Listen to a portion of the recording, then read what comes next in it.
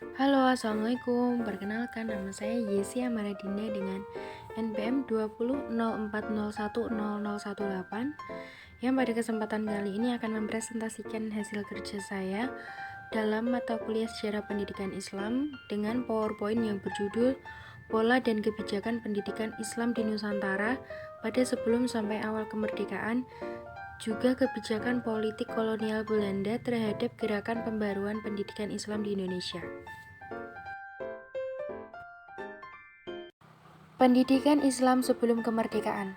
Pendidikan yang berlandaskan ajaran keagamaan atau kerajaan Islam pada zaman sebelum kemerdekaan dapat digolongkan ke dalam 3 periode, yaitu pendidikan yang berlandaskan ajaran keagamaan, pendidikan yang berlandaskan kepentingan penjajahan, dan juga pendidikan dalam rangka perjuangan kemerdekaan.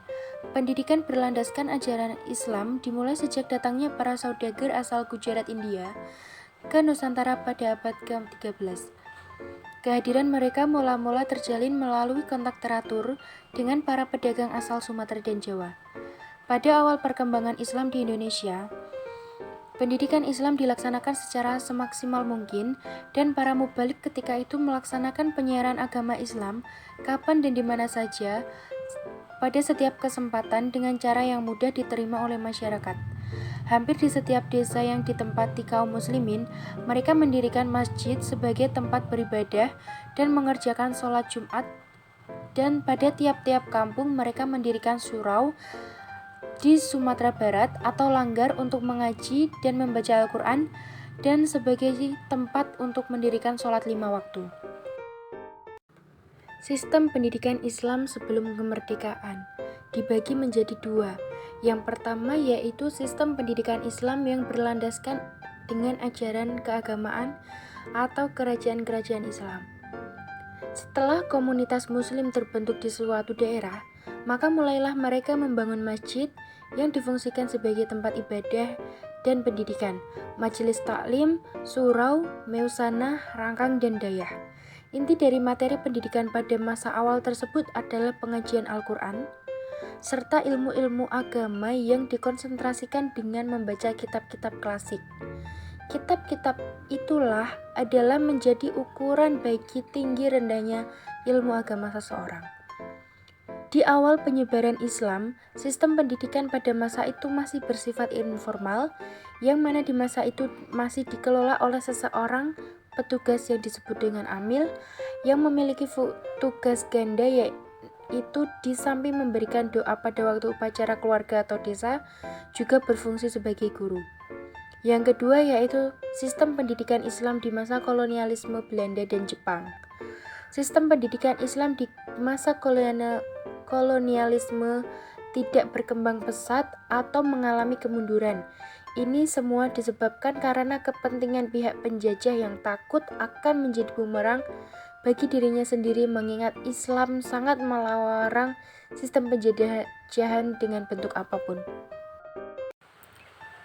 Lembaga pendidikan Islam sebelum kemerdekaan. Yang pertama, surau. Surau yaitu merujuk pada bangunan tempat ibadah umat Islam. Fungsinya hampir sama dengan masjid, yakni sebagai pusat kegiatan keagamaan masyarakat dan pendidikan dasar keislaman. Yang kedua yaitu meusana.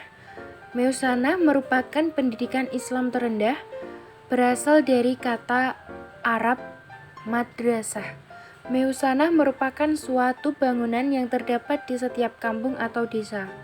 Bangunan ini seperti rumah, tetapi tidak mempunyai jendela dan bagian-bagian lain. Bangunan ini digunakan sebagai tempat belajar dan berdiskusi serta membicarakan masalah-masalah yang berhubungan dengan kemasyarakatan. Yang ketiga yaitu madrasah. Madrasah merupakan isim makan dari kata darasa yang berarti belajar. Jadi, madrasah berarti tempat belajar bagi siswa atau mahasiswa umat Islam. Yang keempat yaitu pesantren. Pesantren adalah sebuah lembaga pendidikan Islam tradisional yang para siswanya tinggal bersama dan belajar di bawah bimbingan guru yang lebih dikenal dengan sebutan kiai dan mempunyai asrama untuk tempat menginap santri.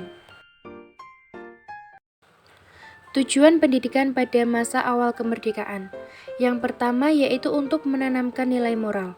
Nilai moral pada dunia pendidikan sangat penting. Maka dari itu, anak-anak usia dini sudah harus dianjurkan untuk dikenalkan dengan nilai moral. Yang kedua yaitu menanamkan kejujuran. Kejujuran sesungguhnya berkaitan erat dengan nilai kebenaran sikap.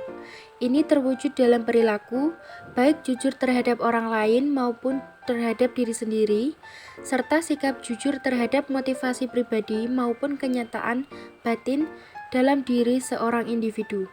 Yang ketiga yaitu menjalin komunikasi. Tidak akan ada pendidikan tanpa komunikasi, sebab pendidikan merupakan intervensi sosial bagi pembentukan generasi muda agar mereka bertumbuh secara maksimal menjadi pribadi yang mandiri, dewasa, dan juga bertanggung jawab. Yang keempat yaitu menanamkan nilai kesederhanaan. Nilai kesederhanaan berkaitan dengan sikap ugahari, yaitu sebuah perilaku untuk mempergunakan sesuatu apa adanya sesuai kebutuhan, tidak melebihi apa yang seharusnya. Kebijakan kolonial Belanda terhadap gerakan pembaruan pendidikan Islam Indonesia.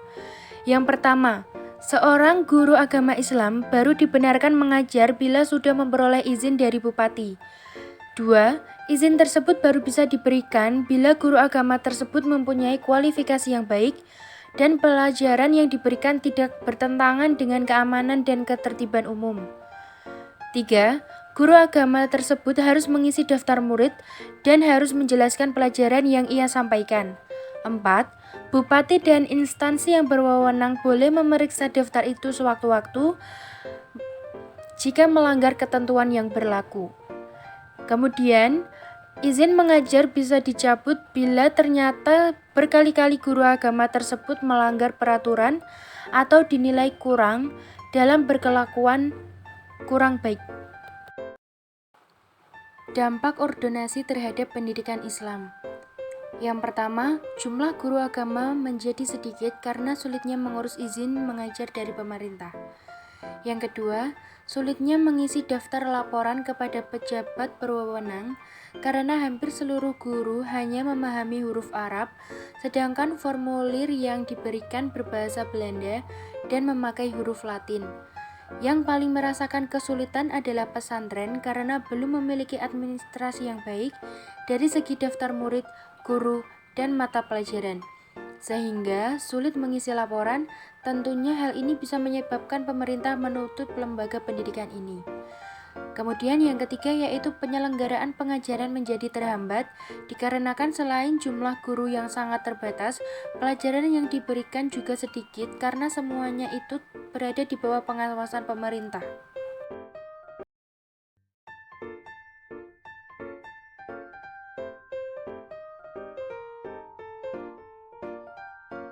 Nah, alhamdulillah akhirnya selesai sudah saya mempresentasikan hasil kerja saya. Terima kasih atas perhatiannya. Kurang lebihnya saya mohon maaf. Semoga materi-materi yang sudah saya jelaskan tadi dapat bermanfaat untuk saya dan untuk teman-teman semua. Akhirul kalam, wassalamualaikum warahmatullahi wabarakatuh.